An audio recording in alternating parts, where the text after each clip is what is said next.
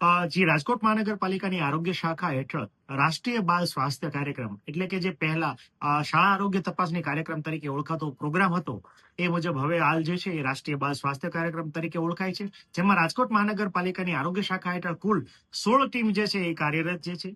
આ ટીમ જે છે આંગણવાડીએ જતા બાળકોનું વર્ષમાં 2 વખત સ્ક્રીનિંગ કરતા હોય છે અને શાળાએ જતા બાળકોનું અને શાળાએ ન જતા બાળકોનું પણ એટલે કે 0 થી 18 વર્ષના બાળકોનું શાળાએ જતા ન જતા બાળકોનું વર્ષમાં 1 વખત જે છે સ્ક્રીનિંગ કરવામાં આવે છે. એમાં સ્ક્રીનિંગમાં 4D એટલે કે જ્યાં બાળકનો જન્મ થાય એટલે કે ત્યાં એનું કન્જનાઇટલ એનોમલીઝ છે કે કેમ એટલે કે જન્મજાત ખોડ કાપડ માટેનું સ્ક્રીનિંગ કરવામાં આવે છે. આ ઉપરાંત 4D સ્ક્રીનિંગમાં જોવા જઈએ તો ડિઝીઝ, ડિસેબિલિટી અને ડેફિશિયન્સી અને સાથે સાથે કોઈ પણ ખોડ ખાપડ માટેનું જે સ્ક્રીનિંગ જે છે એ આપણા લિસ્ટ મુજબના રોગ માટે જે છે કરવામાં આવતું હોય છે. આ અનુસંધાને જોઈએ તો જાન્યુઆરીથી માંડીને આ ઓગસ્ટ સુધી જે છે અમારી ટીમ દ્વારા 2,52,000 અંદાજિત બાળકોનું જે છે સ્ક્રીનિંગ કરવામાં આવ્યું છે.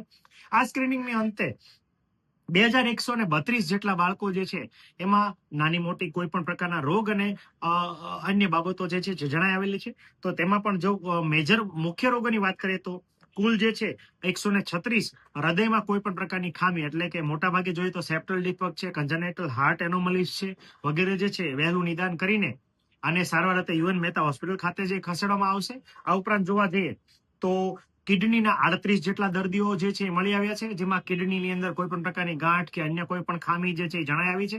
સાથે જોવા જઈએ તો કેન્સર શંકાસ્પદ અલગ અલગ અંગોના કેન્સર, તેમાં પણ લીવર જે છે, આંતરડું જે છે અથવા કોઈ પણ અન્ય બાબતોના કેન્સર છે એવા કુલ જે છે 29 દર્દીઓ જે છે મેં શોધી કાઢ્યા છે. આ ઉપરાંત કોક્લિયર ઇમ્પ્લાન્ટ કે જન્મજાત બહેરાશવાળું એક દર્દી શોધેલું છે.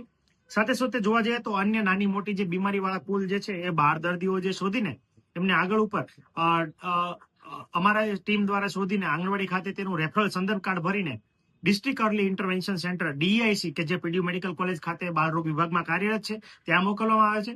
ત્યાંથી સંદર્ભ કાર્ડ ભરીને રાજકોટ મહાનગરપાલિકાની આરોગ્ય શાખા દ્વારા રાષ્ટ્રીય બાળ સ્વાસ્થ્ય કાર્યક્રમ અંતર્ગત એને વિનામૂલ્યે તમામ સારવારો ઉપલબ્ધ કરાવી શકાય અને રેફરલ યુનિટ સાથે મોકલી શકાય એ માટેનું એક પ્રમાણપત્ર અને અહીંથી એક રેફરલ કાર્ડ આપવામાં આવતું હોય છે, જેનો એને વિનામૂલ્યે તમામ સારવારનો ખર્ચો જે છે વિનામૂલ્યે ઉપલબ્ધ કરાવી શકાય છે.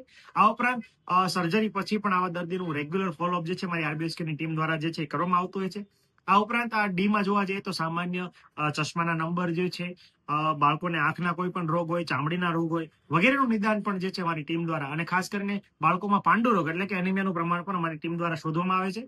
સાથે સાથે સેમ અને મેમ એટલે કે માલન્યુટ્રિશન એટલે કે ખાસ કરીને પોષણની કોઈ ખામી હોય તો એવા બાળકો પણ અમારી ટીમ દ્વારા જે શોધીને એનું વહેલું નિદાન અને એની વહેલી સારવાર જે છે ઉપલબ્ધ કરાવવામાં આવે છે. જોવા જઈએ તો અમારી ટીમ દ્વારા જે છે ખૂબ સારી કામગીરી અને પોઝિટિવ કામગીરી જે છે એ કરવામાં આવી છે. વહેલું નિદાન અને વહેલું સારવાર કરીને બાળકને મોટાભાગે નવજીવન જે છે અર્પણ કરવામાં આવ્યું આપણે કહી શકાય.